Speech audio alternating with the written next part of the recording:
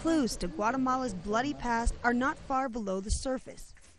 Nearly 2 decades after the Civil War, bodies are still being identified, like the bones of this small child found last week.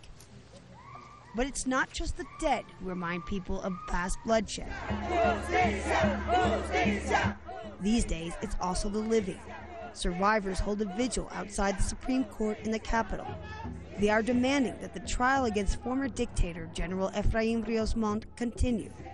Proceedings were suspended last week after judges refused to decide who should hear the case. Justice never comes to us indigenous people. Justice does not respect us. Rios Montt seized power in 1982. He's accused of allowing the military systematically to kill, rape, and torture civilians in a campaign to wipe out leftist guerrillas. The majority of the victims were indigenous people. But delving into the past can be complex in a country still struggling to come to terms with its history.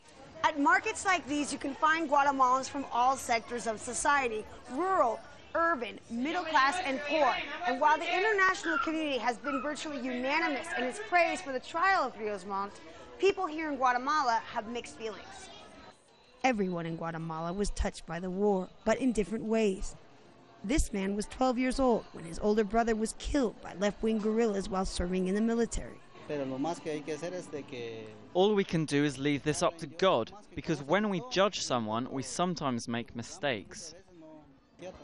Mario Arroche remembers seeing bodies piled up in the countryside at the height of the war.